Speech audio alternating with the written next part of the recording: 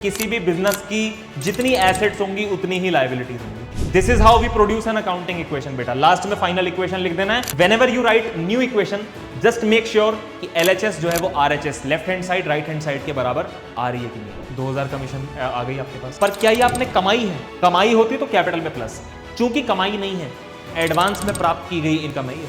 Closing capital निकालनी हो, opening capital लिखो, एडिशनल कैपिटल को प्लस करो, प्रॉफिट को प्लस करो, ड्राइंग को माइनस करो, लॉस को माइनस कर दो, आ गई closing capital. All right, so hello everyone and welcome to Shivam Lotwani accountancy. भाई आया है, सिखा के जाएगा। दोस्तों अकाउंटिंग इक्वेशन चैप्टर आसान चैप्टर है, लेकिन हाफ ईयरली के पर्सपेक्टिव से सोचें, पहली बार आपका जो यूनिट टेस्ट होता है उसके पर्सपेक्टिव से सोचें, एनुअल एग्जामिनेशन के पर्सपेक्टिव से सोचें, सब में आता है और है आसान। पढ़ने बैठोगे हो जाएगा, कोई दिक्कत नहीं आएगी। और ये मैं आपको प्रूफ करूंगा इस वीडियो में। एक छोटी सी वीडियो बनाने की कोशिश करूंगा, बड़ी लंबी वीडियो बनाने का क्या फायदा है। छोटी वीडियो लेकिन किफायती वीडियो, इफेक्टिव, जिससे आपकी पढ़ाई एकदम बढ़िया तरीके से हो जाए। तो accounting equation which is the foundation of every transaction, उसके ऊपर ये लेक्चर रहने वाला है। जो भी क्वेश्चंस मैं आपको करवाऊंगा बहुत तमीज से देखना, पूरा शुरू से लेकर एंड तक, क्योंकि छोटा चैप्टर है तो शुरू से लेकर एंड तक एक ही बार में इस वीडियो को देख के खत्म करना। ऐसे मत करना कि आधा घंटा देख लिया, आप थोड़ा सा चिल कर लेता हूं, बाद में आधा घंटा देख लूंगा, ऐसा मत करना भाई, ठीक है। शुरू करने जा रहा हूं, आगे बढ़ाते हैं भैया गाड़ी। आज की क्लास में मैं क्या क्या टॉपिक्स आपको करवा दूंगा। तो भैया ऐसा है, अकाउंटिंग इक्वेशन समझ में तब ज्यादा अच्छे से आएगा जब आप मेरे साथ सबसे पहले तो सेपरेट एंटिटी कॉन्सेप्ट समझोगे। उसके बाद हम अकाउंटिंग इक्वेशन की अंडरस्टैंडिंग लाएंगे अपने अंदर, फिर कुछ प्रैक्टिस क्वेश्चंस करेंगे और फिर इस लेक्चर को अपन एंड कर देंगे।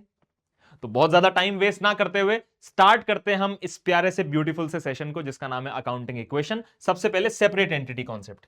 तो भैया ऐसा है, ये मैं हूं, मेरा नाम शिवम और मेरी कपड़ों की दुकान गुन्नू गारमेंट्स। क्या आप जानते हैं कि हम सेपरेट एंटिटी कॉन्सेप्ट का पालन करते हैं? और सेपरेट एंटिटी कॉन्सेप्ट हमें क्या सिखाता है? सेपरेट एंटिटी कॉन्सेप्ट को हम बिजनेस एंटिटी कॉन्सेप्ट भी बोलते हैं, अकाउंटिंग एंटिटी कॉन्सेप्ट भी बोलते हैं। यह हमें सिखाता क्या है? यह सिखाता है कि बिजनेसमैन और बिजनेस एक दूसरे से बिल्कुल अलग अलग है।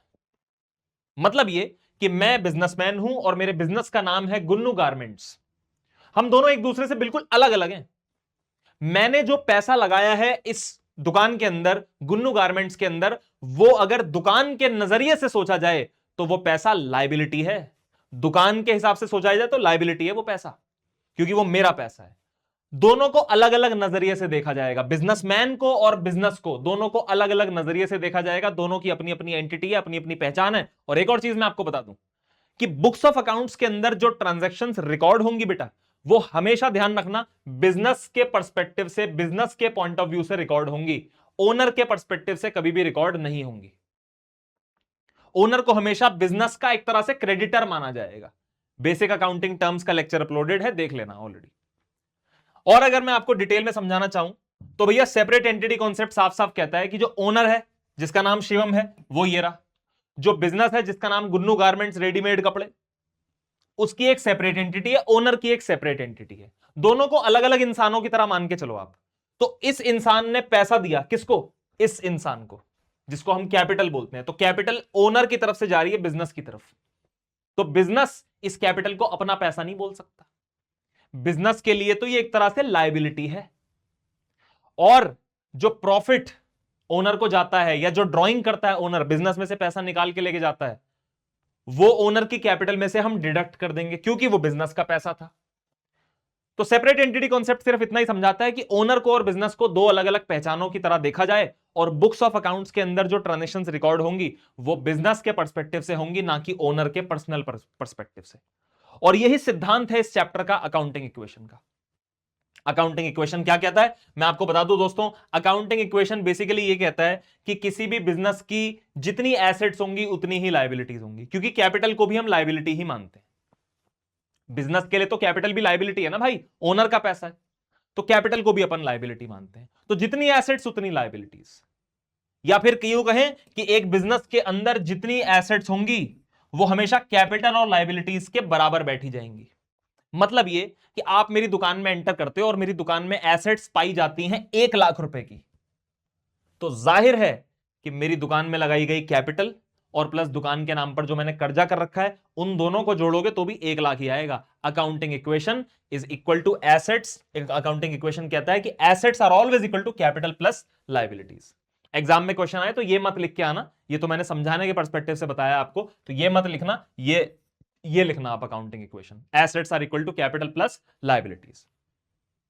और कदम कदम पर आपको ये प्रूफ करना होगा कि yes the assets are equal to capital plus liabilities. एक फॉर्मेट आपको बनाना होगा, एक फॉर्मेट बनाना होगा, कुछ ट्रांजैक्शंस के साथ आपको खेलना होगा और ये प्रूफ करना होगा कि जी हां जो एसेट्स हैं वो किसके इक्वल बैठ रही हैं, कैपिटल प्लस लायबिलिटीज के इक्वल बैठ रही हैं। फॉर एग्जांपल ये मैंने एक फॉर्मेट बना लिया भाई, यहां पर मैं अपना सीरियल नंबर लिख दूंगा 1 2 3 4 5 6 7 8, यहां पर मैं ट्रांजेक्शन लिख दूंगा अंग्रेजी में जो घटना घट रही है, और जितनी एसेट्स होंगी मेरे पास सारी एसेट्स के नाम मैं यहां पर लिख दूंगा और ये प्रूफ कर दूंगा कि एसेट्स का जो जोड़ है वो किसके बराबर बैठ रहा है, capital plus liabilities. Assets are equal to capital plus liabilities. तो ये थियरी चैप्टर नहीं है, मैं गाऊंगा इस चैप्टर के बारे में तो आपको समझ में नहीं आएगा। एक काम करता हूं सीधा क्वेश्चन पे लेके जाता हूं आपको और बनाना सिखाता हूं, अकाउंटिंग इक्वेशन को ड्रॉ करना सिखाता हूं। तो सामने आपके एक छोटा सा क्वेश्चन है बेटा, इस क्वेश्चन में लिखा है Bhanu started business with cash 2.5 lakh रुपए। भानु ने 2.5 लाख रुपए कैश से एक बिजनेस की शुरुआत करी। उसने गुड्स खरीदे 1 लाख रुपए के, फिर उसने फर्नीचर खरीदा 20,000 रुपए का, फिर उसने गुड्स जिनकी कॉस्ट थी 50,000 उनको 60,000 में बेच दिया, फिर अपनी दुकान का रेंट पे करा। ये कुछ ट्रांजेक्शन हुई है ड्यूरिंग द मंथ। अब हमें हर एक ट्रांजेक्शन में ये प्रूफ करना है कि एसेट्स का टोटल किसके इक्वल बैठ रहा है, बोलो ना, कैपिटल प्लस लायबिलिटीज के इक्वल बैठ रहा है। तो उसके लिए हम एक फॉर्मेट लेकर आए हैं, ये फॉर्मेट जो मैंने आपको बताया था अकाउंटिंग इक्वेशन का फॉर्मेट। ठीक है दोस्तों, तो इसी फॉर्मेट पे अपन इसको सॉल्व करेंगे इस क्वेश्चन को और ये प्रूफ करते हुए चलेंगे, बस प्रूफ करते हुए चलना है आपको। तो यहां पर हमने लिखा जी सीरियल नंबर 1, इस फॉर्मेट को कॉपी कर लेते हैं, क्या पता ज्यादा फॉर्मेट की जरूरत ना पड़ जाए। तो स्टार्ट करा बिजनेस 2.5 लाख रुपए से, तो आपको क्या करना है सर, सीरियल नंबर में लिखना है 1, ट्रांजेक्शन में लिखना है जो घटना घट रही है उसको अंग्रेजी में लिख देना है बस। तो क्या घटना घट रही है भाई, स्टार्टेड बिजनेस, बिजनेस स्टार्ट किया जा रहा है और बिजनेस स्टार्ट किया जा रहा है बेटा 2.5 लाख रुपए की कैपिटल से, तो यानी ओनर की कैपिटल हो गई 2.5 लाख रुपए, 2,50,000। कैपिटल के जस्ट नीचे आपको लिख देना है 2,50,000।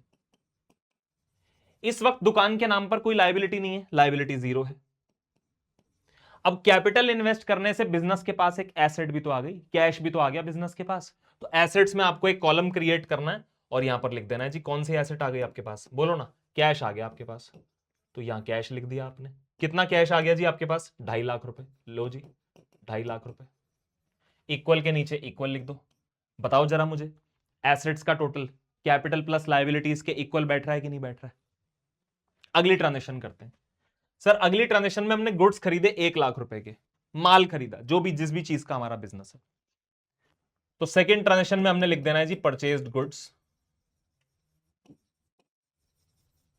1 लाख रुपए के आपने गुड्स खरीदे, क्या होगा, आपके पास से 1 लाख रुपए कैश चला जाएगा, बदले में एक दूसरी प्रॉपर्टी आपके पास आ जाएगी जिसको हम गुड्स या फिर स्टॉक के नाम से जानते हैं। तो आपको करना क्या है, एक और कॉलम क्रिएट करना है, एसेट्स में एक और एसेट क्रिएट करनी है और उसको क्या नाम देना है, स्टॉक का नाम देना है जी, स्टॉक या फिर गुड्स का नाम देना है। सर यहां पर क्या होगा, 1 लाख रुपए कैश जाएगा आपके पास से, तो यहां कैश में से आप माइनस कर देंगे 1 लाख रुपीज, ब्रैकेट का मतलब अकाउंटेंसी में माइनस ही होता है दोस्तों, और स्टॉक में आपको प्लस कर देना है 1 लाख रुपीज, यहां पर आपको प्लस कर देना है 1 लाख रुपीज। सर इससे पहले स्टॉक नहीं था तो यहां पर आप प्लस में 0 लिखेंगे। ठीक है, हॉरिजॉन्टली आपको प्रूफ करना है कि assets are equal to capital plus liabilities, लेकिन ये जो वर्टिकल कॉलम्स हैं ये इंडिविजुअल एसेट्स के कॉलम्स हैं, ये कैश का कॉलम है, ये स्टॉक का कॉलम है, वगैरह वगैरह।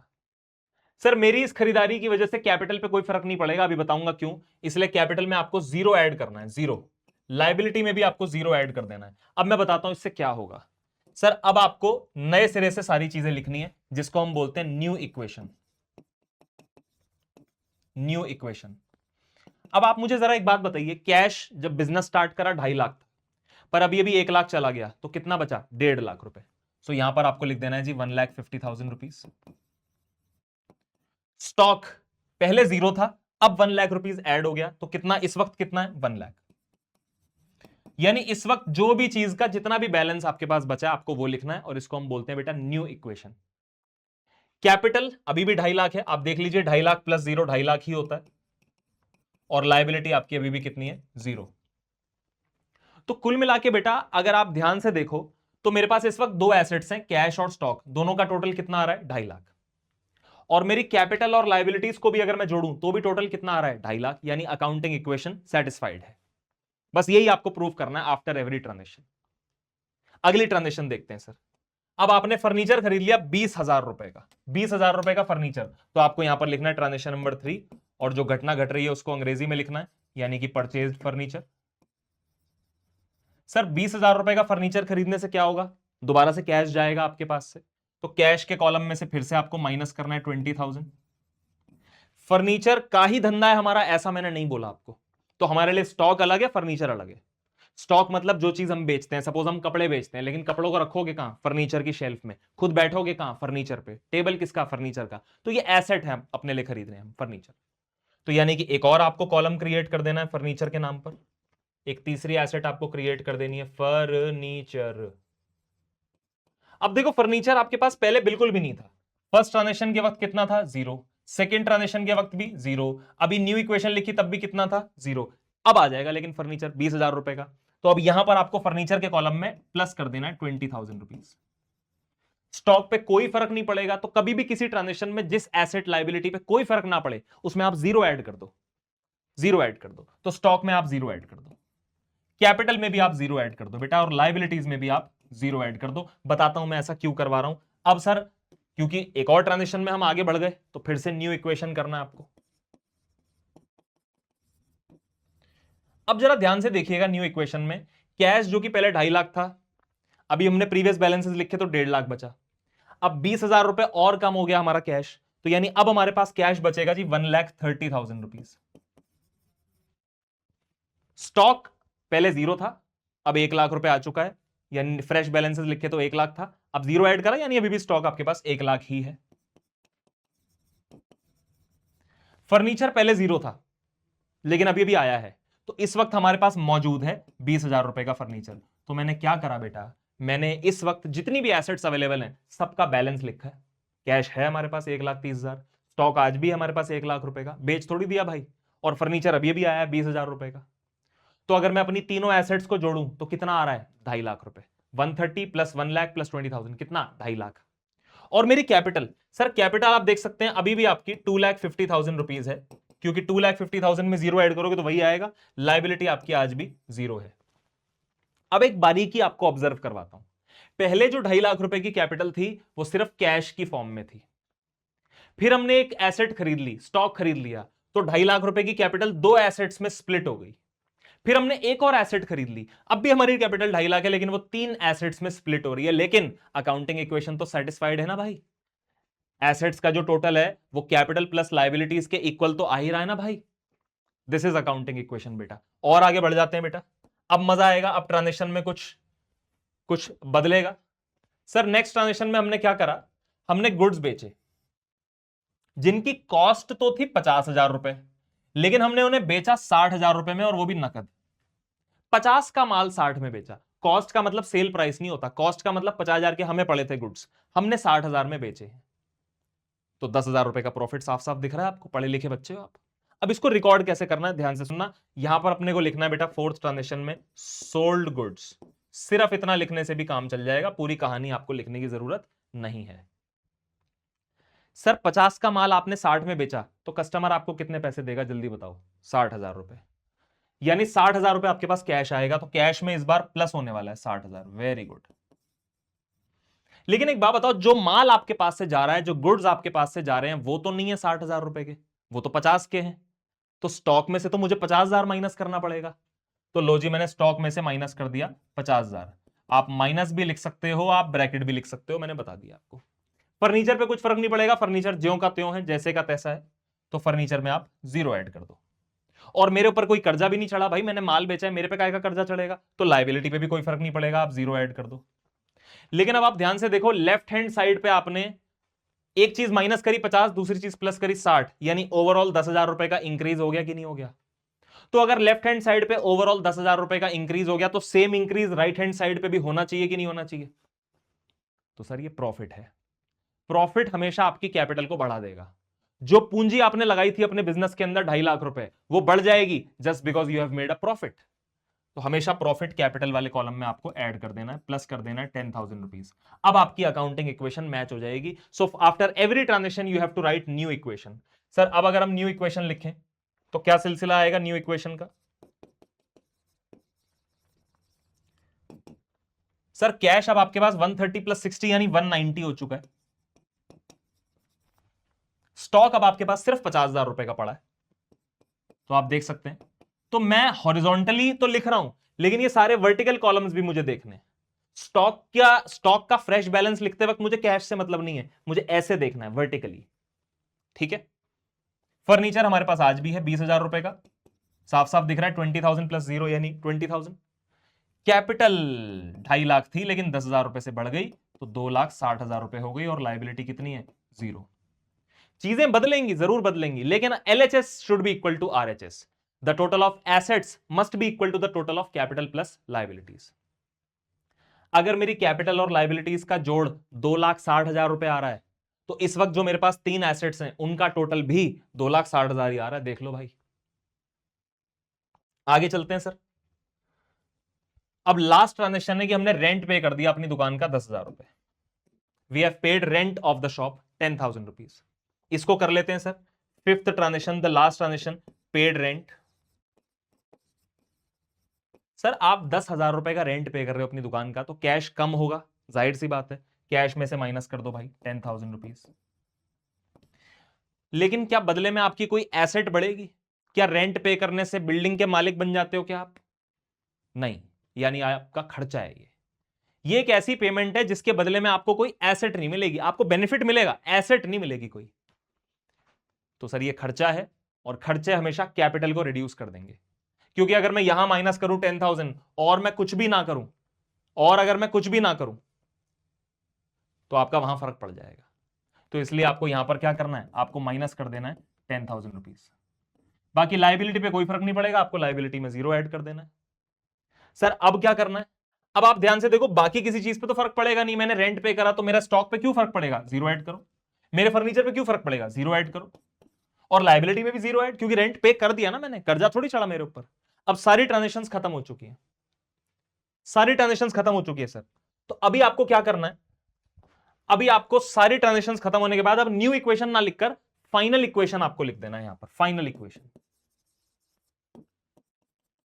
सर फाइनल इक्वेशन के अंदर आपका जो कैश है वो बचा है जी 1,80,000 रुपीज। आपका जो स्टॉक है वो बचा है जी 50,000 रुपीज। आपका जो फर्नीचर है वो बचा है जी 20,000 रुपीज। आपकी कैपिटल 10,000 रुपए बढ़ी थी, फिर 10,000 कम हो गए। क्यों कम हो गए जी? क्योंकि आपने अभी अभी रेंट पे कर दिया 10,000, वापस वहीं आ गई बेचारी, तो कैपिटल वापस 2.5 लाख रुपए हो गई। लाइबिलिटी नहीं है, 0 है, तो लाइबिलिटी में आपको प्लस 0 लिख देना है। तो सर आपकी राइट हैंड साइड का टोटल अभी भी कितना है? 2.5 लाख। और आपकी लेफ्ट हैंड साइड का टोटल आप वापस चेक कर लो कितना बैठेगा? 2.5 lakh. After every transaction you have to write new equation, new equation, new equation. तो सर पहली ट्रांजेक्शन के बाद क्यों नहीं लिखा न्यू इक्वेशन? क्योंकि अगर आप लिखते तो सेम सेम वैल्यूज ही तो आती भाई। चेंजेस होंगे तभी तो न्यू इक्वेशन लिखोगे। This is how we produce an accounting equation बेटा। लास्ट में फाइनल इक्वेशन लिख देना है, और whenever you write new equation just make sure कि LHS जो है वो RHS left hand side right hand side के बराबर आ रही है कि नहीं आ रही है। ट्रांजेक्शंस का लेवल थोड़ा सा बढ़ाएंगे और कुछ कुछ नई चीजें आपको सिखाएंगे। जरा इस क्वेश्चन पे ध्यान दो, आप इस क्वेश्चन को जरा आप रीड करो।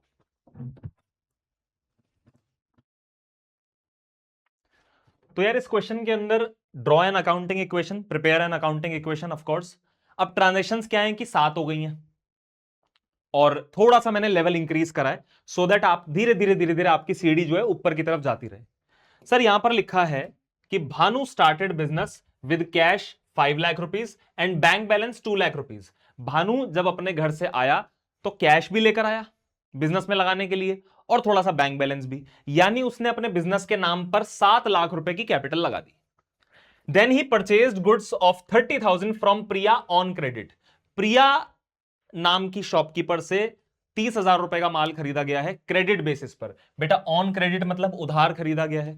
और एक और चीज बताना चाहूंगा कि अगर यहां पर ऑन क्रेडिट नहीं भी लिखा होता ना तब भी हम उधार मान के चलते, क्योंकि जब भी पार्टी का नाम आ जाए, किसी पर्सन का, किसी दुकान का या किसी पर्सन का नाम आ जाए, तो हमें यह मान के चलना होता है कि ट्रांजेक्शन उधार के बेसिस पर हो रही है। फिर हमने गुड्स 10 का माल 15 में बेचा, किसको? शिवम को, और वो भी ऑन क्रेडिट, उधार बेचा। सब बताऊंगा धीरे धीरे धीरे धीरे, अभी जस्ट रीड कर रहे हैं। बैंक से पैसा विड्रॉ करा, फिर बैंक से पैसा विड्रॉ करा पर्सनल यूज के लिए। ये सारी ट्रांजेक्शंस अब जरा हम रिकॉर्ड करना शुरू करते हैं। तो भैया ऐसा है, मैं तो लाया हूं फॉर्मेट घर से बनाकर, ये रहा फॉर्मेट, ठीक है भाई। अब इस फॉर्मेट को अपन थोड़ा कॉपी करके एक्स्ट्रा में कर लेते हैं। चलो भाई, तो स्टार्ट करा बिजनेस, कैश और बैंक 5 लाख एंड 2 लाख। फटाफट से शुरू करते हैं। सीरियल नंबर 1, ट्रांजेक्शन में लिखना है जी स्टार्टेड बिजनेस। टोटल जो आप कैपिटल बिजनेस में इन्वेस्ट कर रहे हो that is 7 lakh rupees. Capital के नीचे आपको लिख देना है 7 लाख रुपए। लाइबिलिटीज में आपको लिखना है 0, इक्वल के नीचे आपको इक्वल लिख देना है। अब जो आप कैपिटल इन्वेस्ट कर रहे हो वो दो एसेट्स के रूप में है। पिछले क्वेश्चन में एक एसेट के रूप में थी आपकी कैपिटल, अभी दो एसेट्स हैं। नंबर 1 कैश और नंबर 2 बैंक बैलेंस। दो एसेट्स हो गई भाई। कैश कितना आ रहा है भैया घर से? तो भैया कैश आ रहा है 5 लाख रुपए और बैंक बैलेंस आ रहा है 2 लाख रुपए का। यहां भी कोई प्रॉब्लम नहीं है। अगली ट्रांजेक्शन में चलते हैं। सर अगली ट्रांजेक्शन में लिखा है purchase goods of 30,000 from Priya on credit. तो यहां पर आप जस्ट परचेज गुड्स लिख दो, कोई दिक्कत नहीं है। गुड्स आ रहे हैं यानी स्टॉक आ रहा है आपके बिजनेस में, तो एक अगेन नई एसेट आ रही है, तो एसेट्स में एक और कॉलम आपको क्रिएट कर देना है बेटा स्टॉक के नाम से। अब देखो स्टॉक फ्री में नहीं आ रहा, स्टॉक जो आप खरीद रहे हो आप उधार खरीद रहे हो, पैसा तो दे नहीं रहे हो। तो ये जो आपके पास स्टॉक आ रहा है ना बेटा 30,000 रुपए का, ये असल में आप प्रिया से उधार खरीद रहे हो ऑन क्रेडिट, और जिससे हम उधार माल खरीदते हैं वो हमारा क्रेडिटर बन जाता है। तो प्रिया जो है वो हमारी क्रेडिटर बन जाएगी, कर्जा चढ़ जाएगा हमारे सर पे। क्यों कर्जा चढ़ेगा? क्योंकि आपके पास स्टॉक तो आएगा लेकिन पैसा नहीं जाएगा आपके पास से, तो कर्जा चढ़ गया। तो लाइबिलिटीज में आपको एक कॉलम क्रिएट करना है और वहां पर लिखना है आपको क्रेडिटर। कौन क्रेडिटर है हमारा? प्रिया हमारी क्रेडिटर है। तो सर यहां पर क्या होगा? स्टॉक जो कि आपके पास पहले 0 था, अब आपके पास स्टॉक आ जाएगा 30,000 रुपीज का। ये देख लीजिए जी 30,000 रुपीज का स्टॉक आपने खरीद लिया। अब स्टॉक आया लेकिन पैसा तो गया नहीं हमारे पास से, तो जाहिर है लाइबिलिटी भी आ जाएगी। तो लाइबिलिटीज साइड में आपको यहां पर ऐड कर देना है 30,000 रुपीज। कैपिटल में कोई फर्क नहीं पड़ेगा, 0 ऐड होगा। कैश में कोई फर्क नहीं पड़ेगा, 0 ऐड होगा। बैंक बैलेंस में भी 0 ऐड होगा। और इसी के साथ अब हमें लिखनी है यहां पर again new equation. New equation, sir new equation में हमारे पास कैश कितना है जी 5 लाख रुपए, बैंक बैलेंस कितना है जी 2 लाख रुपए, बैंक बैलेंस 2 लाख रुपए है, और स्टॉक हमारा 30,000 रुपीज है। मैं बात करूं कैपिटल की तो कैपिटल 7 लाख रुपए है और क्रेडिटर हमारी एक लाइबिलिटी 30,000 रुपीज है। दोनों साइड 7,30,000, यहां पर भी 7,30,000 और यहां पर भी 7,30,000। अकाउंटिंग इक्वेशन सेटिस्फाइड है। मैं आपको बताना चाहूंगा दोस्तों, अगर यहां पर लिखा होता purchase goods of 30,000 from Priya that's it, तो भी हम यही मान के चलते कि हमने उधार खरीदा है, क्योंकि पार्टी का नाम जहां पर भी आ जाएगा और उधार या नकद गिवन नहीं होगा तो उधार मान लेना अपने आप ही। अभी तो खैर उधार गिवन था। अब हमने माल 10 का 15 में बेचा है, 10 का 15 में। आइए भाई, तो next transaction sold goods. Sir 10,000 का माल आपने 15,000 में बेचा है, तो आप सोच रहे होंगे 15,000 आपके पास कैश आएगा, लेकिन नहीं आएगा। क्यों? क्योंकि आपने ये माल शिवम को बेचा है ऑन क्रेडिट, उधार। क्या होगा सर? आपके पास से माल जाएगा 10,000 रुपए का, 15,000 रुपए आपकी जेब में नहीं आएंगे, बल्कि शिवम आपका डेटर बन जाएगा, डेटर, जो कि एक एसेट होती है। अगर 15,000 आपकी जेब में आते तो आप कैश में प्लस कर देते, बट अभी के लिए आपको 15,000 लेने हैं शिवम से फ्यूचर में, तो शिवम आपका डेटर बन जाएगा, और डेटर भी एसेट ही होती है। जो पैसा लेना है वो भी तो एसेट ही है यार। तो एसेट साइड में एक और कॉलम क्रिएट कर देना है आपको डेटर के नाम से। सर डेटर आपका आज से पहले नहीं था, तो 0 लिख दीजिए आप। और अब आपका डेटर आ गया है 10,000 रुपए का, तो 10,000 रुपीज आपको डेटर के कॉलम में प्लस नहीं करने आपको, बल्कि 15,000 प्लस करने, क्योंकि आपने 10 का माल 15 में बेचा है। ठीक है, 10 का माल 15 में बेचा, तो मेरे पास से जो माल गया वो 10 का है, लेकिन मुझे जो लेने हैं वो 15 डेटर के कॉलम में। पैसे दे देता तो ये डेटर का कॉलम क्रिएट नहीं होता, सीधा कैश में प्लस हो जाते 15,000। अच्छा 5,000 रुपए का प्रॉफिट, बिल्कुल सही गैस कर रहे हो, कैपिटल में ऐड करना है। बाकी जी किसी चीज पे कोई फर्क नहीं पड़ेगा। सर लाइबिलिटी 0 हो गई है क्या? अरे भाई 0 नहीं हुई, पर 0 ऐड कर रहा हूं ताकि दोबारा ऐड करने पर 30,000 आ जाए। बाकी कैश में प्लस करेंगे 0, बैंक बैलेंस में प्लस करेंगे 0, और इसी के साथ हमारा न्यू इक्वेशन लिखने का समय आ चुका है।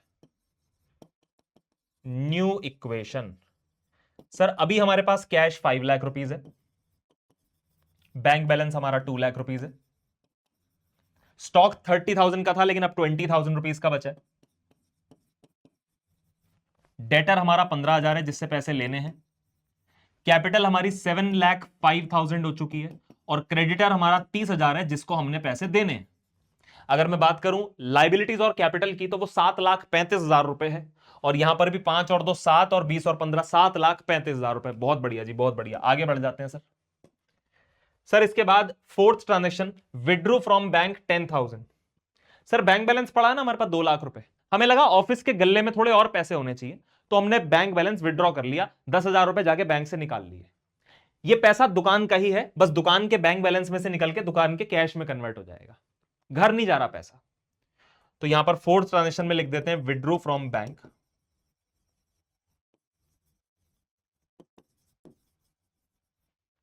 ₹10,000 आपका ऑफिस का कैश बढ़ जाएगा, और आपका जो बैंक बैलेंस है वो 10,000 रुपए से कम हो जाएगा। बाकी किसी चीज पे कोई फर्क नहीं पड़ेगा दोस्तों, तो बाकी सारी चीजों में आप जीरो ऐड कर दो, सो दैट अब जब आप न्यू इक्वेशन लिखोगे तो हर चीज उतनी ही नजर आए आपको। New equation,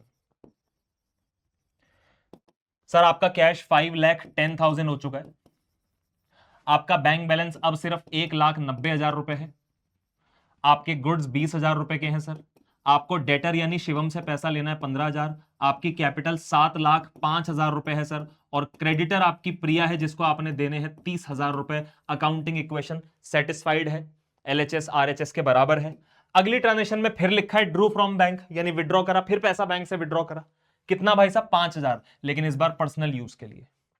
sir personal use मतलब दुकान की एक एसेट कम हो रही है, बैंक बैलेंस कम हो रहा है और पैसा घट जा रहा है, इसको ड्रॉइंग बोलते हैं सर।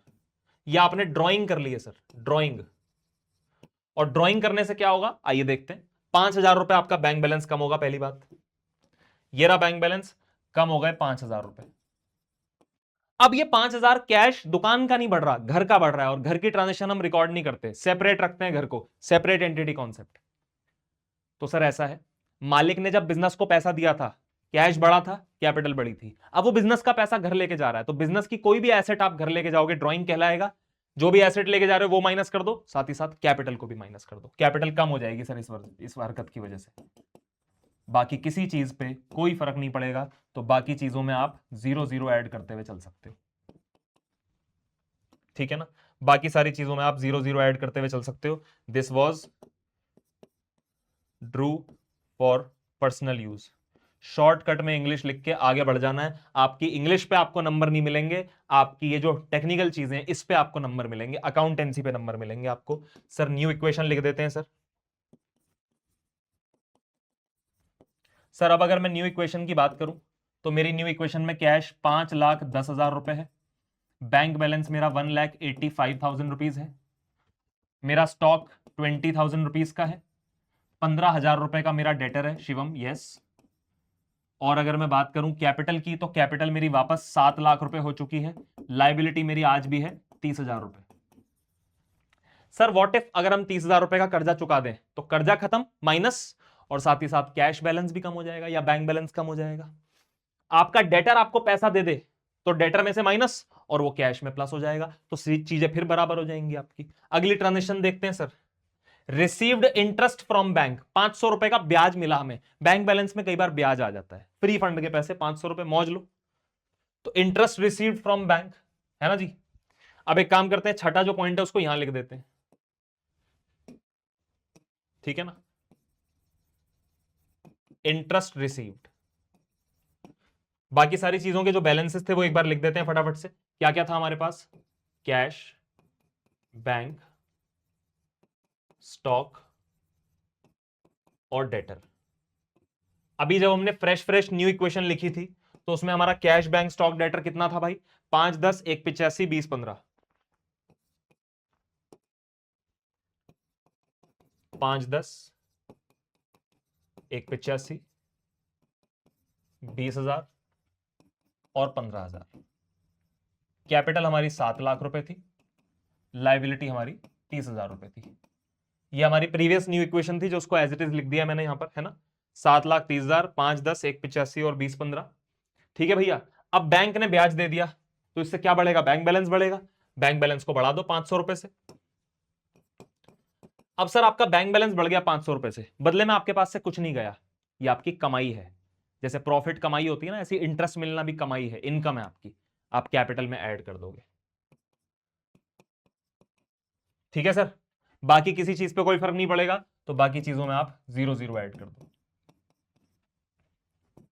फिर से न्यू इक्वेशन लिखने का समय आ चुका है, तो लिख दो, फिर गुस्सा क्यों कर रहे हो। न्यू इक्वेशन, कैश हमारा 5,10,000 रुपीज, बैंक बैलेंस हमारा 1,85,500 रुपीज, स्टॉक हमारा 20,000 रुपीज और डेटर हमारा 15,000 रुपीज। कैपिटल हमारी 7,05,000 और लाइबिलिटी हमारी 30,000। मेक श्योर करो LHS RHS बराबर हो रहा है कि नहीं। तो 7,30,000 और 500, इधर 5 6 और तुम्हारा 7,30,500। यस, लास्ट ट्रांजेक्शन देख लेते हैं सर, 7वीं ट्रांजेक्शन, जिसमें लिखा है पेड फॉर इलेक्ट्रिसिटी। रेंट पे करना, इलेक्ट्रिसिटी पे करना, सैलरीज पे करना, नॉर्मल से खर्चे। 500 रुपए हमने बिजली का बिल पे कर दिया, तो पेड फॉर इलेक्ट्रिसिटी,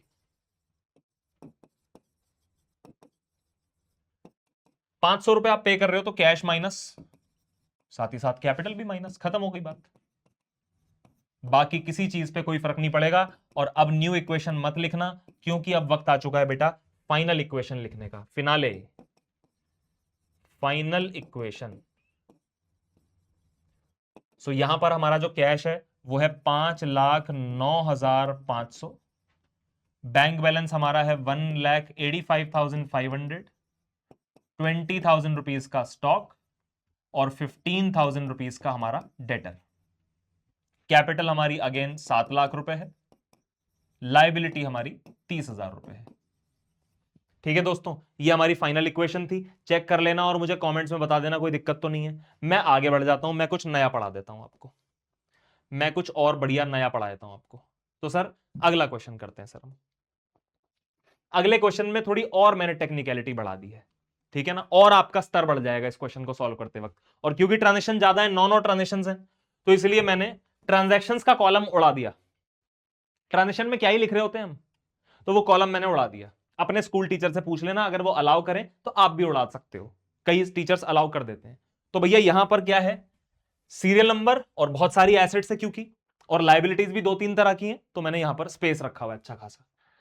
आइए सर शुरू करते हैं, क्या दिक्कत है। भव्या ने स्टार्ट करा बिजनेस 1 लाख रुपए कैश से, बहुत ईजी है, फटाफट से स्टार्ट कर लेते हैं, ठीक है ना। Serial number 1।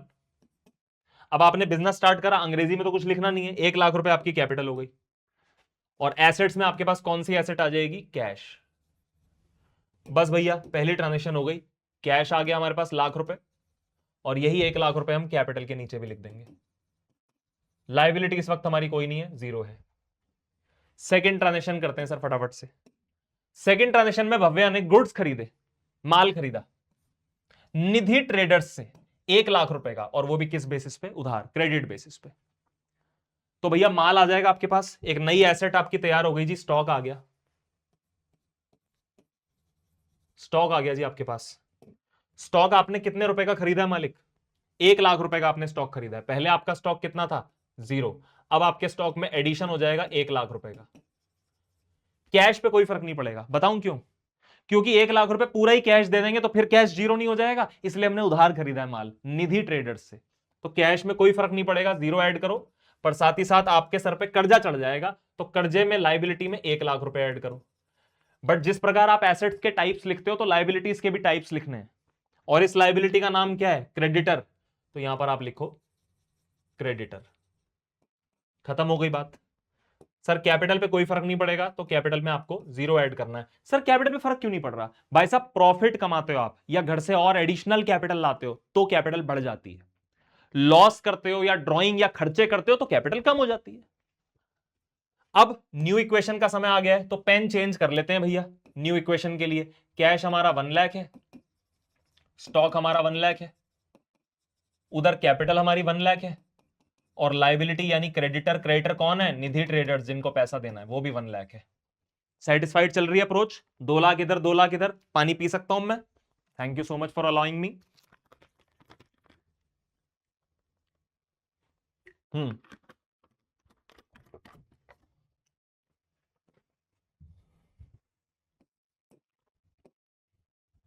परचेज करा फर्नीचर 20,000 रुपए का, और इस बार उधार उधार नहीं लिखा भाई, तो इस बार कैश जाएगा। 20,000 रुपए कैश में से माइनस, और एक तीसरी एसेट में प्लस हो जाएगा 20,000 रुपए।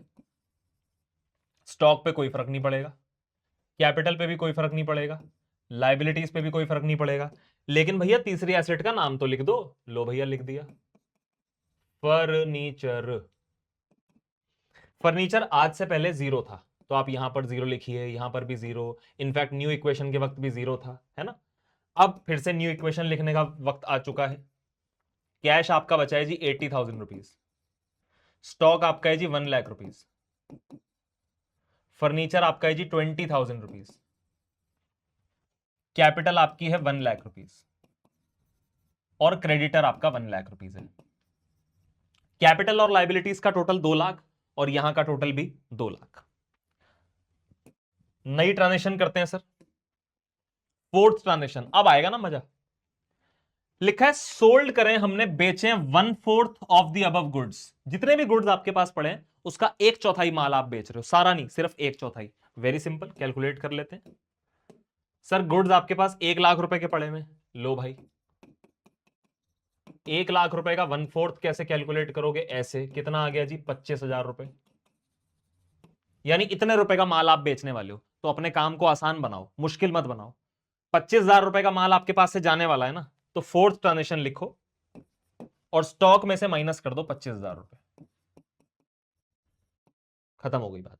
अब 25 का माल मैं 30 में बेच रहा हूं या 35 में, वो आगे पढ़ लेंगे। तो भैया 1/4 माल गया 10% के प्रॉफिट पर। तो सर यहां पर हम कितना प्रॉफिट कमाने वाले हैं, ये तो कॉस्ट थी, अब प्रॉफिट देख लेते हैं सर। तो 25,000 रुपए का माल 10% के प्रॉफिट पर 10% ऐसे कैलकुलेट करते हैं, यानी 2500 रुपए का प्रॉफिट हो गया। तो कुल मिला के आपकी जो सेल वैल्यू है वो है 25,000 प्लस 2500, यानी कि 27,500। अब ये 27,500 आपके पास जेब में नहीं आएंगे, क्यों नहीं आएंगे सर? क्योंकि ये 27,500 का माल आपने मोहन को बेचा है, और वो भी क्रेडिट बेसिस पे। तो सर ऐसा है कि ये जो 27,500 रुपए है वो आपका डेटर बन जाएगा, मोहन विल बी और डेटर। तो आप एक नई एसेट क्रिएट क्यों नहीं करते भाई, क्यों नहीं लिखते यहां पर आप डेटर? लो भैया लिख दिया डेटर हमने यहां पर।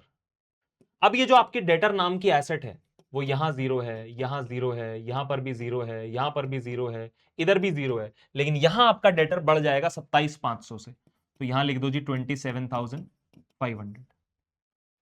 स्टॉक में से माइनस करा 25,000, डेटर में प्लस करा 27,500, और जो प्रॉफिट कमाया हमने, सर प्रॉफिट बेशक आपकी जेब में ना आया हो, लेकिन आपने माल बेच दिया, अपना काम तो कर दिया ना, तो प्रॉफिट को आप कैपिटल में ऐड करोगे। प्रॉफिट था हमारा 2500 रुपए का, यहां सर कैपिटल वाले कॉलम में 2500 रुपए ऐड कर दो। बस जी, बाकी सब चीजों पे 0,0,0,0 आपको ऐड करना है। That's it.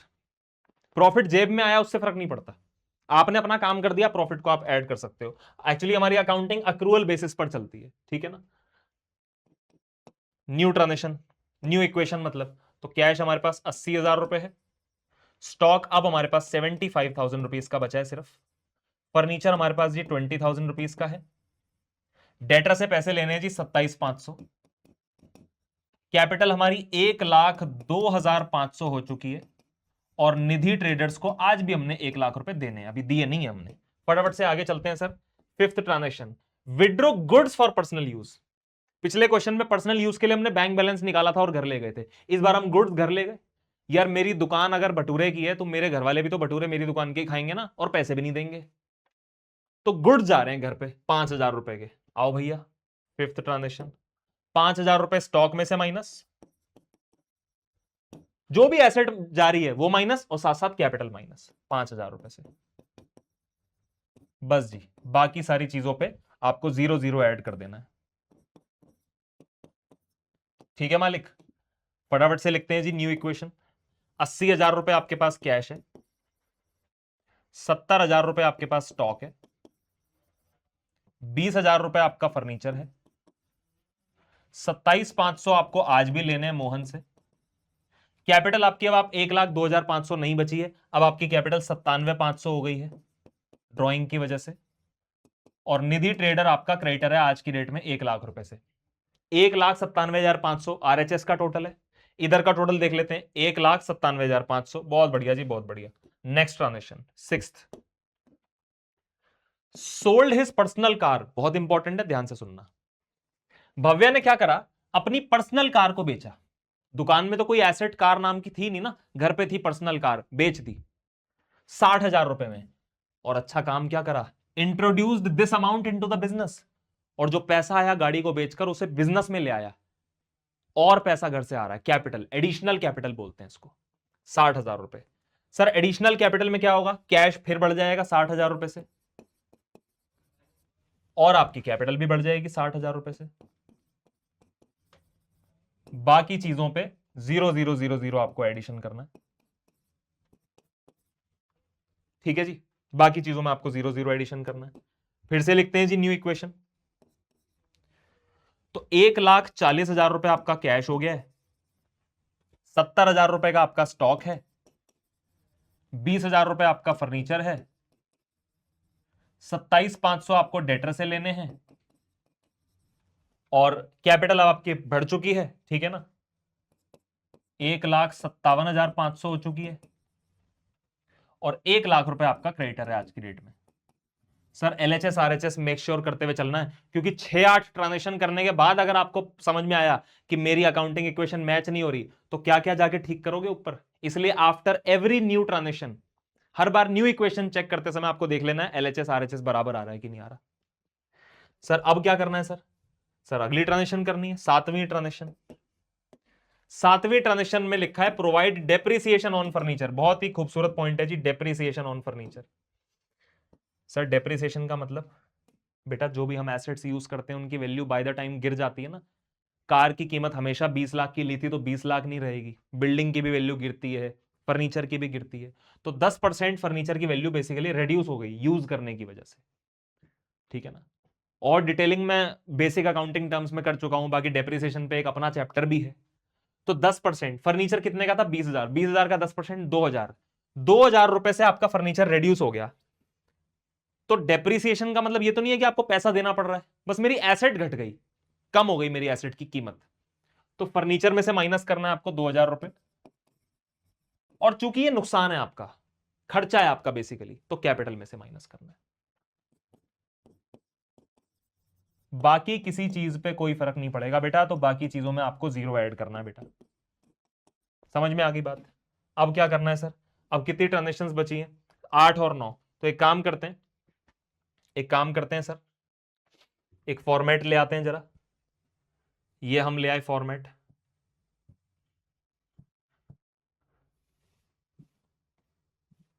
लो जी, ठीक है। अब क्या करते हैं कि जो न्यू इक्वेशन है वो हम यहां पर लिख देंगे नए सिरे से। लो भैया, न्यू इक्वेशन लिख देते हैं यहां पर नए सिरे से, ठीक है। तो एसेट्स में हमारे पास क्या क्या है, सर एसेट्स में कैश, स्टॉक, फर्नीचर और डेटर है। लिख दो भाई, कैश, स्टॉक, फर्नीचर और डेटर। इनकी वैल्यूज जो भी अभी प्रीवियस न्यू इक्वेशन के हिसाब से बनेंगी वो लिख देते हैं जरा। तो कैश 1,40, स्टॉक 70,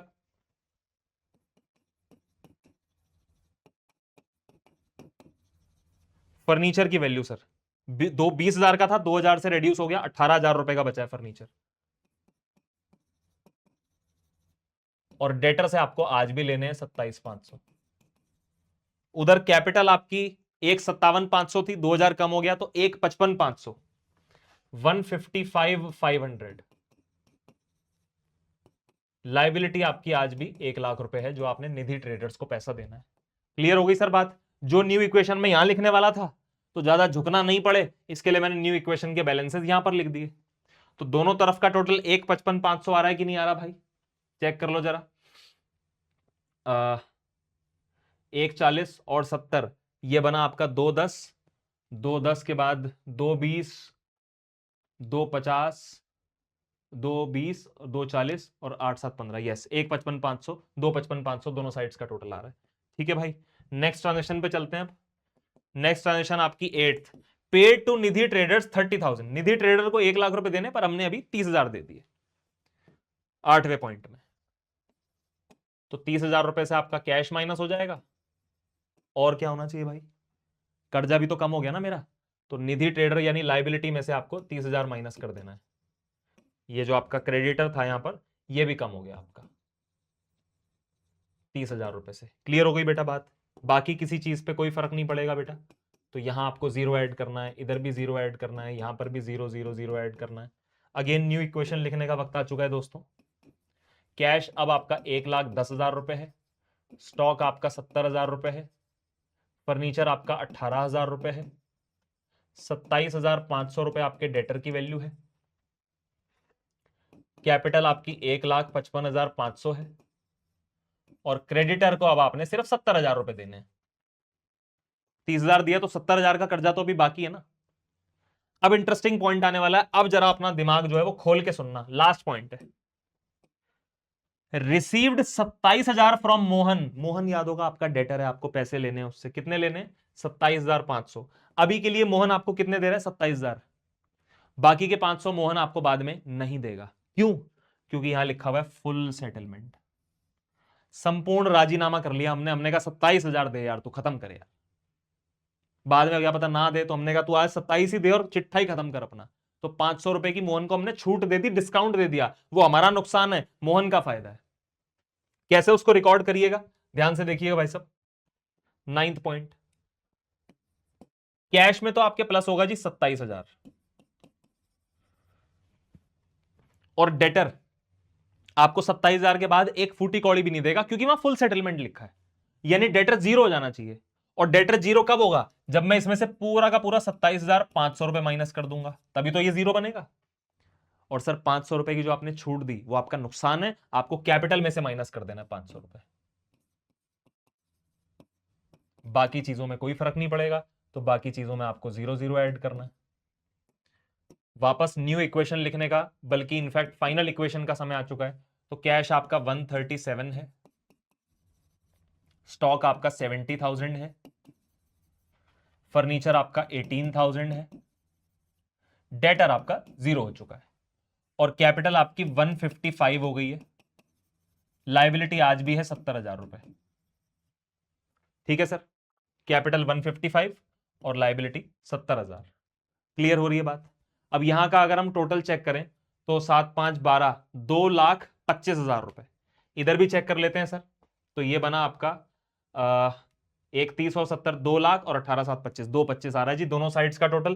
क्वेश्चन खत्म हो चुका है सर। एक और बड़े स्तर के साथ मैंने आपको क्वेश्चन कराया। तो क्या होगा सर, अलग अलग अलग अलग तरह की ट्रांजेक्शंस में आपको कराता जा रहा हूं, नई नई चीजें आपको सीखने को मिल रही हैं। अब और कुछ नया मैं आपको सिखाने वाला हूं, ध्यान से सुनना भाई। अब मैं आपको सिखाने वाला हूं आउटस्टैंडिंग एक्सपेंसेस का ट्रीटमेंट, प्रीपेड एक्सपेंसेस का ट्रीटमेंट, अक्रूड इनकम का ट्रीटमेंट, और एडवांस इनकम का ट्रीटमेंट। तो आराम से समझना। मैं जरा एक घुट पानी पी लूं, मुझे प्यास जरा ज्यादा ही लगती है। अगर लेक्चर को एंजॉय कर रहे हो तो प्लीज कमेंट्स में ये जरूर लिखना कि भाई आया है, सिखा के जाएगा। ठीक है, और ज्यादा घबराना मत, पेपर अच्छा ही जाएगा। सर आउटस्टैंडिंग एक्सपेंस का मतलब क्या होता है? वैसे तो बेसिक अकाउंटिंग टर्म्स वाली वीडियो में मैंने सब बताया है। आउटस्टैंडिंग एक्सपेंस का मतलब होता है बेटा वो एक्सपेंस जिसका बेनिफिट तो हमने ले लिया, हमने अपने आदमी से काम करवा लिया, एम्प्लॉय से काम करवा लिया, लेकिन उसको सैलरी देने की डेट आ गई आज, और हमने आज सैलरी नहीं दी। तो बोलो ये हमारा कर्जा बन गया कि नहीं बन गया? बिजली का मजा लिया, लेकिन बिजली का बिल आपके घर आ गया, फिर भी आपने बिजली के बिल की पेमेंट नहीं करी, कर्जा बन गया कि नहीं बन गया? तो आउटस्टैंडिंग एक्सपेंस असल में एक्सपेंस तो है ही, साथ साथ ये लाइबिलिटी बन चुका है आपकी। आउटस्टैंडिंग एक्सपेंस का मतलब वो एक्सपेंस होता है बेटा जिसका बेनिफिट आपने कंज्यूम कर लिया, लेकिन आपने इस एक्सपेंस की पेमेंट नहीं करी। अगर पेमेंट टाइम से कर दी तो नॉर्मल एक्सपेंस कैश में से माइनस होता है और कैपिटल में से भी माइनस होता है, जस्ट लाइक रेंट, इलेक्ट्रिसिटी, जो हमने प्रीवियस क्वेश्चन में करा। आउटस्टैंडिंग का मतलब रेंट ड्यू हो गया, पे नहीं करा, लेकिन आपने सैलरीज ड्यू हो गई पर आपने पे नहीं करी। तो सर मैं बता दूं, आपने अगर खर्चे का बेनिफिट ले लिया तो मतलब कैपिटल में से तो आपको माइनस करना ही करना है, ध्यान रखना। अगर आपने खर्चे का बेनिफिट ले लिया तो कैपिटल में से माइनस करना है। कैश में से माइनस कर देता अगर मैंने पेमेंट कर दी होती, तो चूंकि मैंने पेमेंट नहीं करी है तो मेरी लायबिलिटी बन गई।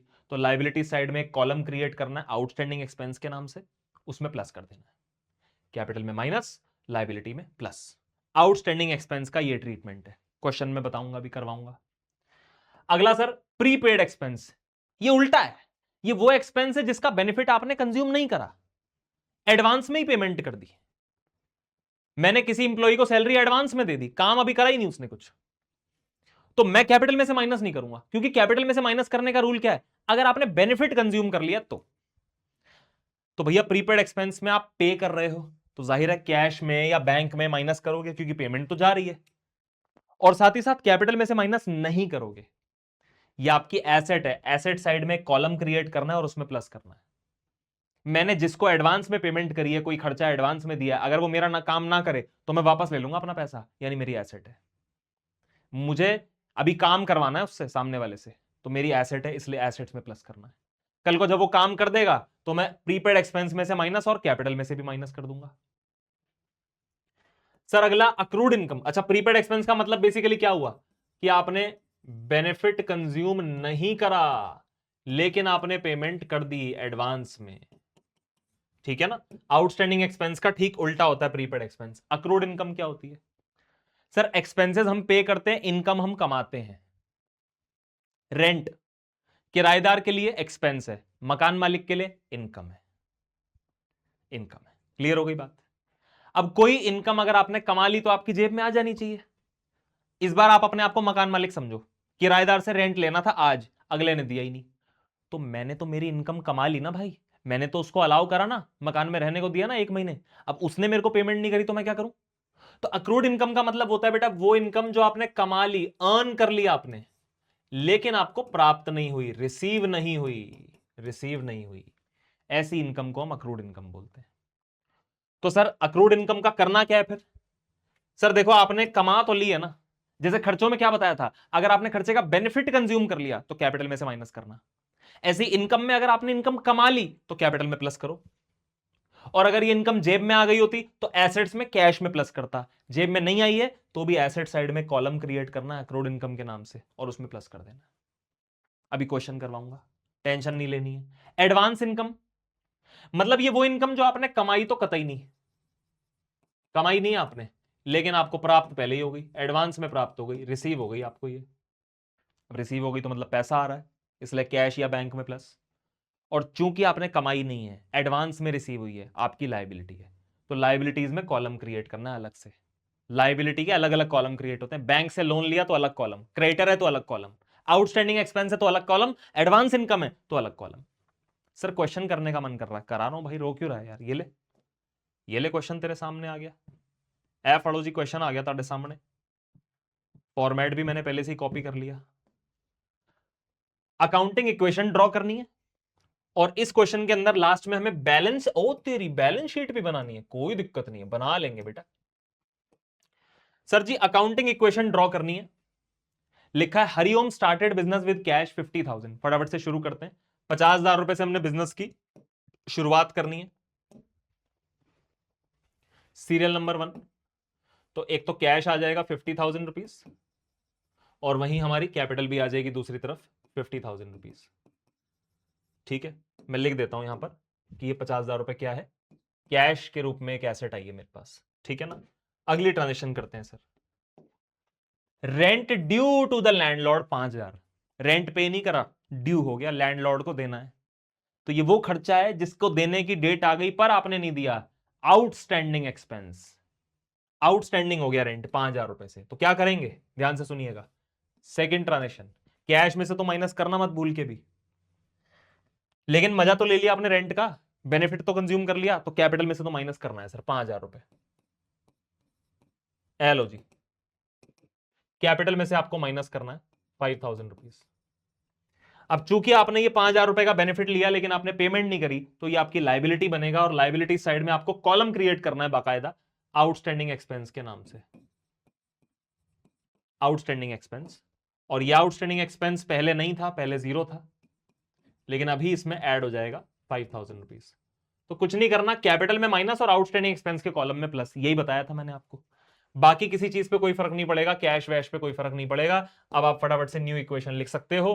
तो कैश आपके पास 50,000 है, कैपिटल आपकी सिर्फ 45,000 रह चुकी है, और आपका एक कर्जा भी है 5,000 रुपए का आउटस्टैंडिंग एक्सपेंस के नाम से। और मैं एक और चीज बताऊं, इस बार आपको आउटस्टैंडिंग एक्सपेंस नहीं लिखना, बल्कि एक्सपेंस का प्रॉपर नाम आपको पता है, तो आपको आउटस्टैंडिंग रेंट लिखना है बेसिकली।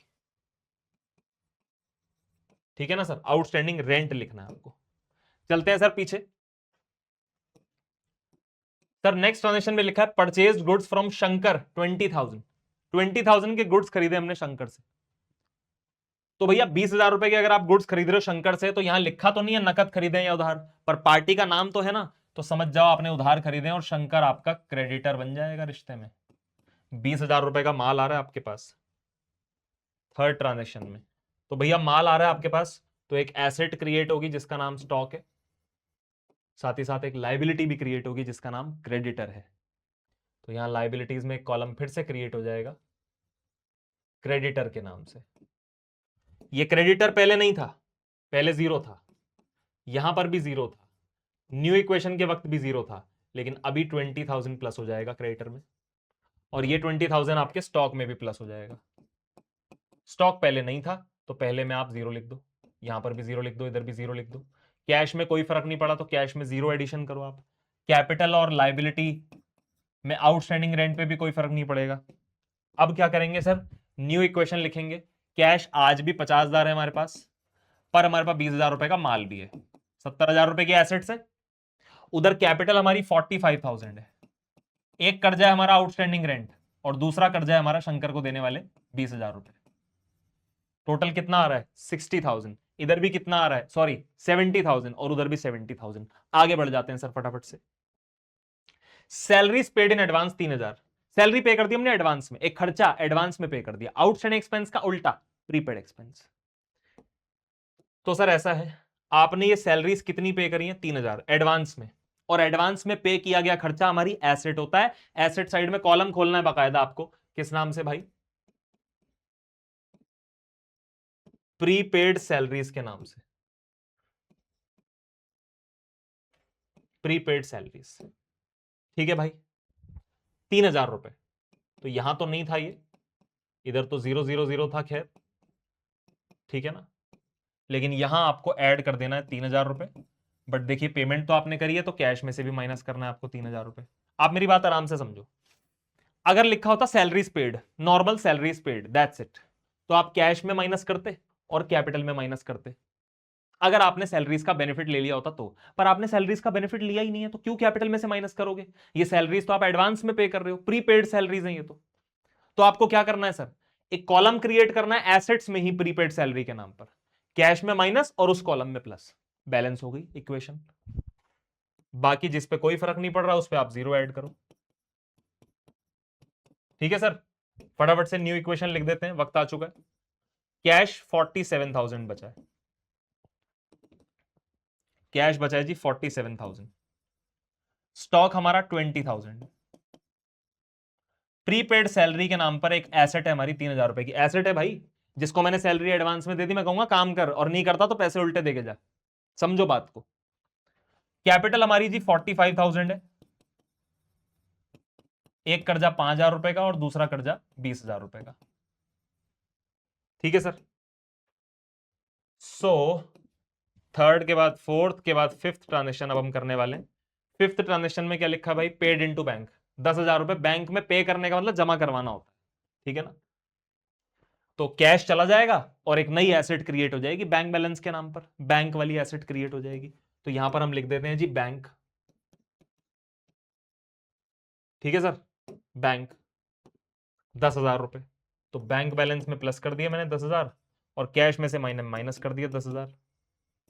बाकी किसी चीज पे कोई फर्क नहीं पड़ेगा, बाकी चीजों में आप जीरो ऐड कर दो, और बैंक बैलेंस पहले जीरो था, तो यहां पर आप जीरो लिख दो, थोड़ी बेटर प्रेजेंटेशन के लिए बस, और क्या, और तो कोई दिक्कत नहीं है। अब न्यू इक्वेशन कर दो, तो कैश अब 37,000 है, 20,000 रुपीज का हमारे पास क्या है, स्टॉक है, 3,000 रुपए की हमारी प्रीपेड सैलरीज है, और 10,000 रुपए का हमारे पास बैंक बैलेंस है। कैश कम हुआ और बैंक बैलेंस क्रिएट हो गया।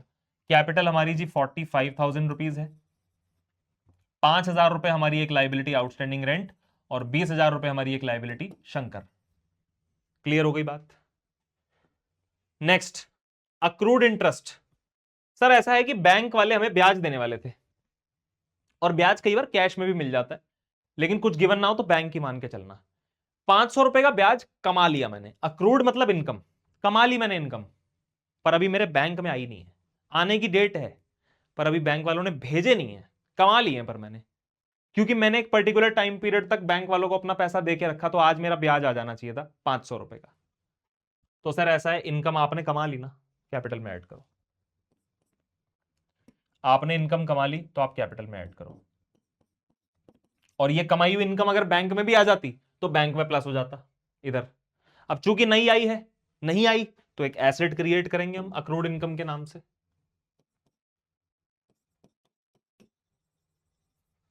अक्रूड इनकम का नाम है कुछ, यस इंटरेस्ट, तो कॉलम क्रिएट होगा अक्रूड इंटरेस्ट के नाम से। अक्रूड इंटरेस्ट पहले आपकी एसेट नहीं था, जीरो था, और अब इस एसेट के अंदर आपको 500 रुपीज ऐड कर देने इधर, प्लस 500। बस जी, बाकी चीजों पे फर्क नहीं पड़ेगा, तो बाकी चीजों में आपको प्लस जीरो लिख देना है, ठीक है ना। बाकी चीजों में आपको प्लस जीरो लिख देना है। ये थी आपकी कौन से नंबर की, छठे नंबर की ट्रांजेक्शन। और अब हमारी न्यू इक्वेशन लिखने का वक्त आ चुका है। तो 37,000 रुपीज कैश है, 20,000 रुपीज क्या है, स्टॉक है, 3,000 रुपए हमारा प्रीपेड सैलरीज है, 10,000 रुपए हमारा बैंक बैलेंस है, 500 रुपए का ब्याज मुझे बैंक वालों से लेना है, लेकिन अभी दिया नहीं है उन्होंने। जब दे देंगे तो यहां से हट जाएगा और बैंक बैलेंस से प्लस हो जाएगा। कैपिटल हमारी 45,500 हो गई है। 5,000 रुपए की एक लाइबिलिटी और 20,000 रुपए की दूसरी लाइबिलिटी। अब ध्यान से सुनना, अगला पॉइंट लिखा है जी, कमीशन रिसीव्ड इन एडवांस 2,000 रुपए।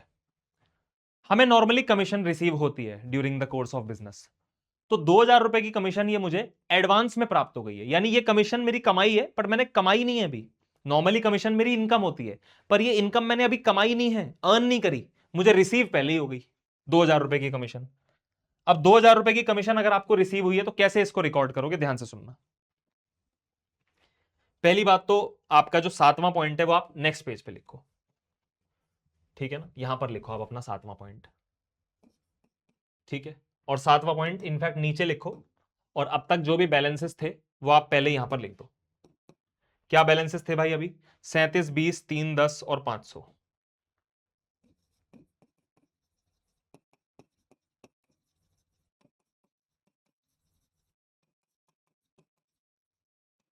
ठीक है ना, ये था। और कैपिटल कितनी थी भाई हमारी, 45,500 और 520।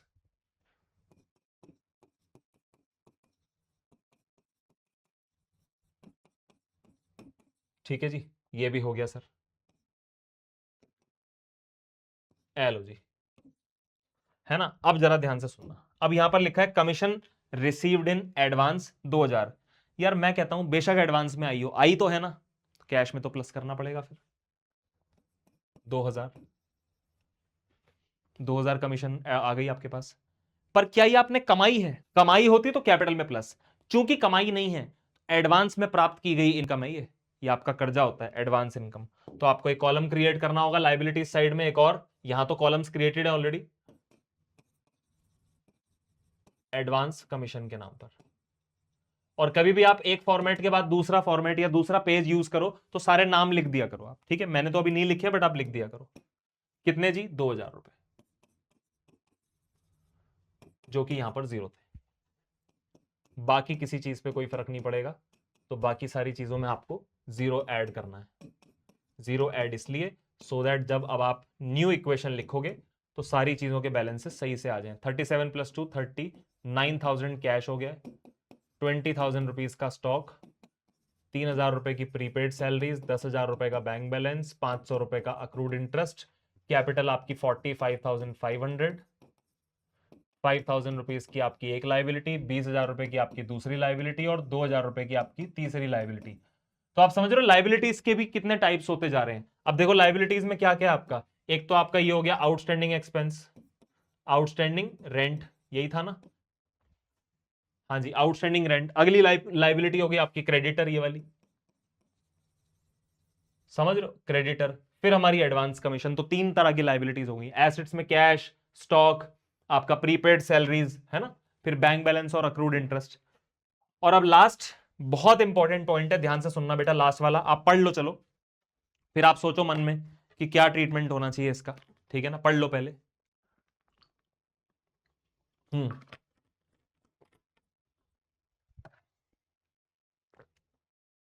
हम्म लिखा है paid to Shankar 18,000 in full settlement. एक क्वेश्चन में हमारा डेटर था, वो फुल सेटलमेंट में हमें पैसे दे गया था, तो हमारा नुकसान। लेकिन अब हम अपने क्रेडिटर शंकर को 18,000 दे रहे हैं, वो भी फुल सेटलमेंट में। सर आपका जो क्रेडिटर है वो 20,000 पे बैठा है, ये देखो 20,000 रुपए का क्रेडिटर है ना शंकर, अगर वो 18,000 में ही मान जाए तो 2,000 रुपए आपका फायदा हो गया कि नहीं हो गया, तो वो मान गया। फुल सेटलमेंट शब्द लिखा है वहां पर, फुल सेटलमेंट नहीं लिखा होता तो मैं कैश में से 18 माइनस करता और लाइबिलिटी में से भी 18 ही माइनस करता, बाद में 2,000 की लाइबिलिटी बच जाती, अब नहीं बचेगी। तो 8वें पॉइंट में कैश जो आपके पास से जाएगा वो 18,000 है,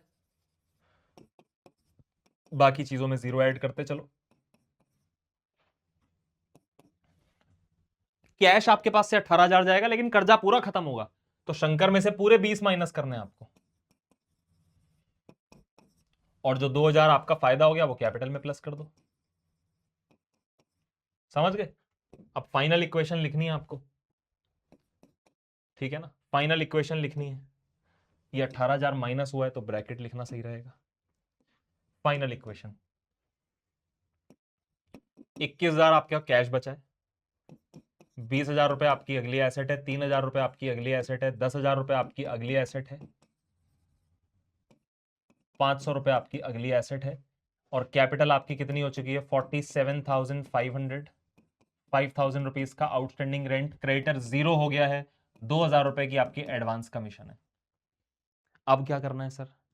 सर बैलेंस शीट बनानी है, जो कि मैं बना के लाया हूं already. Balance sheet separate entity concept पे ही बेस्ड होती है, या डुअल एस्पेक्ट कॉन्सेप्ट पे बेस्ड होती है। और बैलेंस शीट के अंदर एक तरफ तो आती है आपकी लाइबिलिटीज, दूसरी तरफ आती हैं एसेट्स। लेकिन सर आपने तो कहा था assets are always equal to capital plus liabilities, तो अगर एक तरफ एसेट्स है तो दूसरी तरफ कैपिटल भी तो होनी चाहिए। होती है बेटा कैपिटल, कैपिटल को लाइबिलिटी साइड में अंदर ही लिखते हैं हम, क्योंकि कैपिटल एक तरह की लाइबिलिटी ही है, ठीक है ना। तो आपको बैलेंस शीट जब भी बनाने को आए तो आपको क्या करना है, हर एक चीज के फाइनल बैलेंसेस लिखने हैं, फाइनल बैलेंसेस। बैलेंस शीट भी प्रूव ही कर रही है कि assets are equal to liabilities plus capital, ठीक है ना। फाइनल बैलेंसेस की अगर मैं बात करूं तो सबसे पहली लाइबिलिटी तो मेरी है कैपिटल, उसके बाद एक लाइबिलिटी है आउटस्टैंडिंग रेंट, उसके बाद एक लाइबिलिटी है एडवांस कमीशन। बस इनकी वैल्यूज लिख दो, 47,500, 5,000 और 2,000, 47,500, 5,000 और 2,000। ऐसी और जो चीजें हैं उनके फाइनल बैलेंसेस में cash, stock, prepaid salaries, bank balance और अक्रूड इंटरेस्ट। एसेट्स एक तरफ आ जाएंगी, cash, stock, prepaid salaries, bank balance और अक्रूड इंटरेस्ट, ठीक है सर, अक्रूड इंटरेस्ट। अब सर कैश का फाइनल, हर एक चीज का फाइनल बैलेंस लिखना है, आज की डेट में जो बैलेंस है। कैश 21 है, 20,000 रुपए हमारा स्टॉक है, कैश 21 है, 20,000 रुपए हमारा स्टॉक है, prepaid salaries I guess 10,000 rupees है ना, बैंक बैलेंस भी 10,000 रुपीज है। सही बोल रहा हूं क्या मैं? प्रीपेड सैलरी 3 है, बैंक बैलेंस 10 है, ठीक है ना। प्रीपेड सैलरी 3,000 है, बैंक बैलेंस आपका 10,000 है, और अक्रूड इंटरेस्ट जो आपको लेना है वो है जी 500 रुपए। तो ये भी आपकी एसेट है। तो एक तरफ मैंने क्या करा, एसेट्स को लिखा, और एक तरफ कैपिटल प्लस बाकी लाइबिलिटीज को लिखा, बट इसको कहते हैं हम लाइबिलिटी साइड ही है। तो भैया अगर हमारी अकाउंटिंग इक्वेशन सही गई है तो हमारी एसेट्स वाली साइड का जो टोटल है और जो हमारी कैपिटल प्लस लाइबिलिटी यानी लाइबिलिटी साइड का टोटल है वो सही मैच होना चाहिए।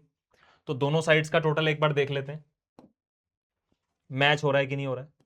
इसके लिए आपको यहां पर डबल क्लोजिंग करनी है, 2 लाइनें खींचनी है, इधर भी आपको 2 लाइनें खींचनी है, डबल क्लोजिंग इस तरह से, ठीक है ना। और अब आपको देखना है चीजें मैच हो रही हैं कि नहीं। तो ये आया 500, ये आया 7 5 12 और 2 14 का 4 और उधर 5 54,500। इधर देख लेते हैं सर, 500, 3 और 1 4 और 2 2 4 और 1 5। क्या बात है सर, बैलेंस शीट मैच हो गई सर। बैलेंस शीट मैच हो जाए तो कॉमर्स वाला जो है खुशी की लहर जुड़ जाती है उसके अंदर। पंबल ही मार गया मैं ठीक है, ये भी पढ़ा दिया सर मैंने आपको। और क्या पढ़ाऊं सर? सर अब मैं आपको कुछ इक्वेशन बेस्ड न्यूमेरिकल्स करवा देता हूं जो कि एग्जाम में आ जाते हैं कई बारी एमसीक्यू की फॉर्म में या 1 मार्कर 2 मार्कर की फॉर्म में। तो आप वहां पर मुझे याद करो तो दुआ दो मुझे, है ना, कि भाई आया था सिखा के गया था इक्वेशन बेस्ड न्यूमेरिकल्स भी, वो भी इस चैप्टर से आ जाते हैं। एक बार पढ़ो जरा, पानी पी लेता हूं मैं। सर अगर अकाउंटिंग इक्वेशन कहता है कि assets are equal to capital plus liabilities, तो मैं ये भी तो कह सकता हूं कि capital must be equal to assets minus liabilities, कोई दिक्कत नहीं है ना। अगर एसेट्स का टोटल है कैपिटल प्लस लाइबिलिटीज के बराबर तो कैपिटल को इधर ले जाओ तो एसेट्स में से लाइबिलिटीज माइनस हो गई, है ना। और लाइबिलिटीज अगर निकालनी हो तो एसेट्स में से कैपिटल को माइनस कर दो, मतलब बात वही है, मैथमेटिकली आप निकाल सकते हो। तो एक तो ये ध्यान रखना। दूसरी चीज क्या आपको ध्यान रखनी है, दूसरी चीज ये ध्यान रखनी है कि साल के शुरुआत में जो हम कैपिटल लगाते हैं बिजनेस में उसको हम बोलते हैं सर ओपनिंग कैपिटल। साल के शुरुआत में जो कैपिटल लगाते हैं उसको क्या बोलते हैं? Opening capital.